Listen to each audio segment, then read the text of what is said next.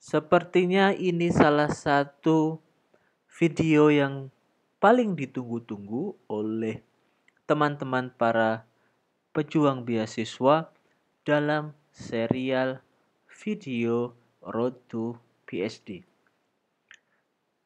Mengapa? Karena video ini akan memberikan informasi tentang scholarships atau beasiswa. Teman-teman pasti sangat bergairah tuh ketika mendengar informasi adanya beasiswa. Iya enggak?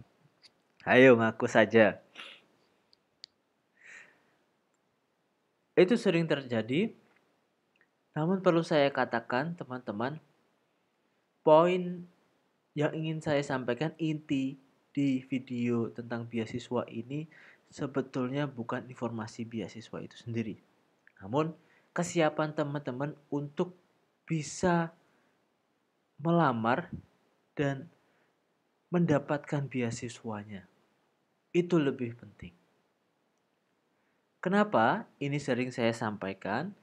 Baik ketika saya jadi narasumber untuk memotivasi kuliah ke luar negeri, atau ngobrol-ngobrol santai melalui WA, chat di Facebook, dan media lain, banyak teman-teman yang menanyakan tentang bagaimana mendapatkan beasiswa.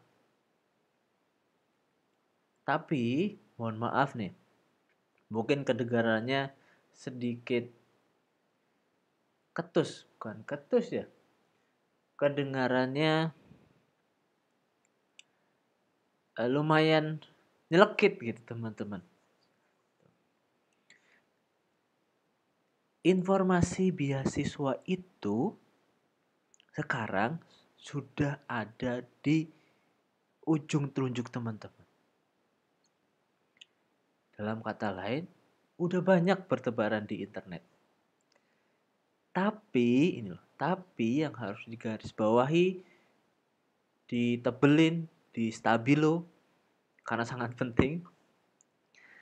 Sangat sedikit dari teman-teman yang sudah benar-benar mempersiapkan diri untuk siap melamar beasiswa, memantaskan diri untuk eligible mendaftar beasiswa ketika pendaftaran beasiswa itu tiba waktunya. Nggak percaya? Kasusnya begini.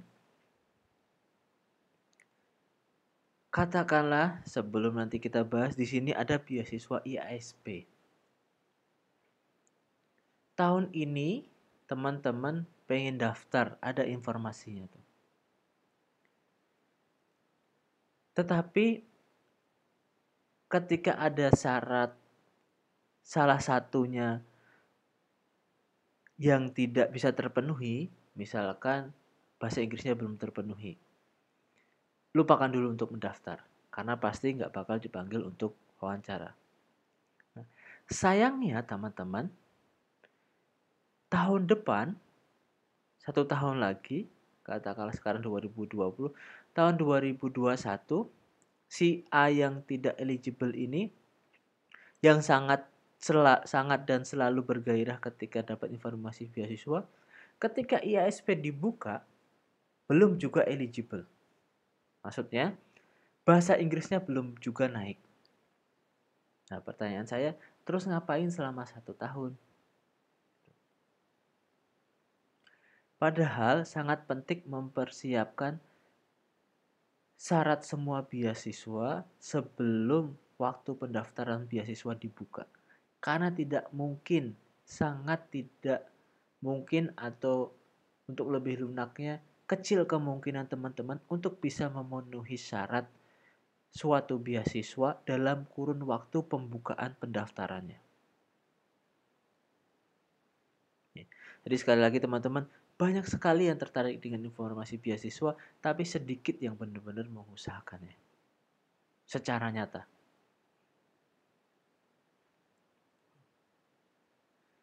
Kedengarannya sangat menggebu-gebu. Ya memang mohon maaf saya banyak menemukan kasus-kasus seperti itu. Banyak bertanya kepada saya setelah saya berangkat ke Austria, bagaimana sih cara mendapatkan beasiswa, begini begini begini begini. Tapi ketika saya tanya lagi, ketika chat berikutnya, apa yang sudah kamu lakukan secara nyata untuk mengusahakan beasiswanya? Nothing. Gak ada. Semuanya cuma obrolan. Jadi teman-teman, persiapkan diri Anda, pantaskan diri Anda untuk mendaftar beasiswa, penuhi semua syaratnya sebelum waktu pendaftarannya dibuka.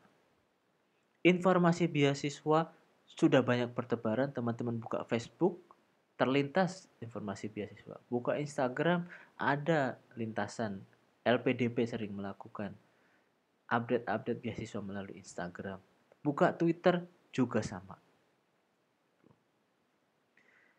Sekarang masuk ke pembahasan beasiswa yang hanya sedikit jujur saja dan hanya kulit-kulitnya, karena detailnya teman-teman tinggal searching di Mbah Google semuanya keluar.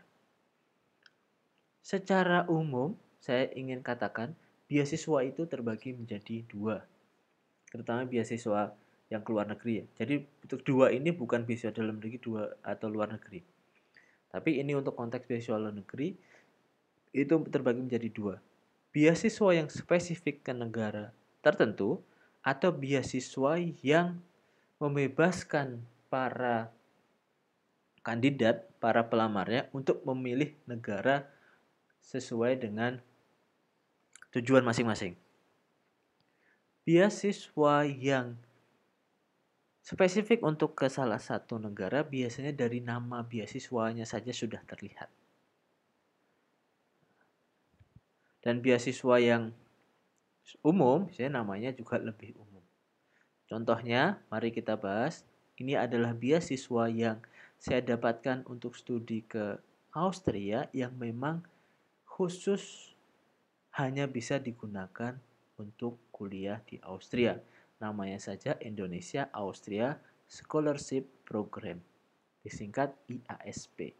Jadi sudah jelas ini adalah kerjasama antara pemerintah Indonesia dengan Austria dengan tujuan kuliah di Austria. Yang mana kerjasamanya bisa terjalin atas kolaborasi dengan Asia Uninet dan dikelola di Austria oleh OIID. Gitu. Teman-teman tinggal search aja informasi lebih lanjutnya, IASP akan keluar semua. Pembukaannya biasanya awal-awal tahun, wawancaranya pertengahan tahun atau menjelang pertengahan, kemudian nanti pengumuman dan keberangkatan itu di setelah pertengahan tahun. Selanjutnya, masih beasiswa yang sangat spesifik ke satu negara tujuan, Australia Awards. Beasiswa untuk studi khusus ke Australia. Sering kepleset nih antara Austria dengan Australia. Nah, dengan di Austria. Nah, salah kan? Jadi Australia Awards sebagaimana namanya untuk kuliah ke Australia. Bedanya kalau di Australia ada kanguru, di Austria nggak ada kanguru. Orang biasanya bilang gitu. Itu. Nah, selanjutnya itu beasiswa LPDP. Beasiswa LPDP ini bisa untuk ke berbagai negara dan banyak sekali macamnya LPDP ini. Setiap tahun diupdate, setiap tahun berbeda-beda kebijakannya, termasuk tujuan negaranya dan kampus di negara itu mana saja yang bisa di-apply itu terus berubah setiap tahun. Teman-teman perlu mengupdate untuk memastikan bahwasannya kampus yang teman-teman tuju itu termasuk dalam list kampus beasiswa LPDP. Ini yang paling urgent di LPDP. Begitu juga di beasiswa-beasiswa serupa, beasiswa yang umum, meskipun itu umum boleh ke negara manapun, biasanya memiliki list negara tertentu dan terutama memiliki list kampus tertentu di dalam negara tersebut. Nah, pastikan tujuan Anda kuliah, pengen kuliah di mana, kampusnya mana, itu masuk ke list kampus beasiswa yang didanai oleh beasiswa tersebut. List kampus yang didanai oleh beasiswa tersebut. Maksud saya gitu. Nah, selanjutnya Fulbright sudah sangat terkenal ini untuk ke Amerika.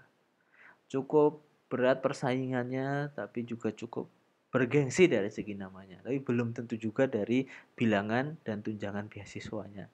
Teman-teman silahkan search aja kekurangan dan kelebihan Fulbright itu macam-macam gitu. Jadi belum tentu beasiswa yang tidak familiar, yang tidak terkenal seperti ISP ini dari segi bilangan atau jumlah beasiswa dan tunjangan-tunjangannya itu berbeda jauh atau kalah dengan yang beasiswa yang sudah sangat populer.